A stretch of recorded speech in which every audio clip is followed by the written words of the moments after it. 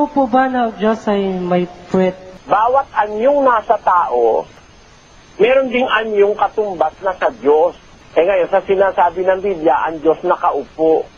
Hindi ba ang Diyos ang nakaupo sa langit? Huwag mo naman sabihin sa akin si Satanas ang nakaupo. Di ba? Ang Diyos nakaupo. Pwede may ipinang-uupo. Yun ang logic doon, kapatid. Nilalang niya sila na lalaki at babae. Oh, kung ikaw naniniwalang nilalang ka sa larawan ng Diyos, kung may puwit ka, tatanggapin mong may puwit ang Diyos. Kung may puwit ka, tatanggapin mong may puwit ang Diyos. May tuhod po ba yung Diyos? Wala. Sa Biblia, wala akong nababasang tuhod ang Diyos. Ngayon, yung nagsasabi sa yung itanong mo sa akin yan, tanong mo sa kanya, may mababasa ka bang may tuhod ang Diyos?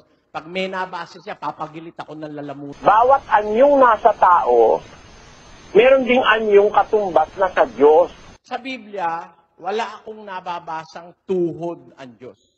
Sa Biblia, wala akong nababasang tuhod ang Diyos. Bawat anyong nasa tao, meron ding anyong katumbas na sa Diyos. Sa Biblia, wala akong nababasang tuhod ang Diyos. Kung may puwit ka, tatanggapin mong may puwit ang Diyos. Sa Biblia, wala akong nababasang tuhod ang Diyos. Bawat anyong nasa tao, meron ding anyong katumbas na sa Diyos. Akala nyo,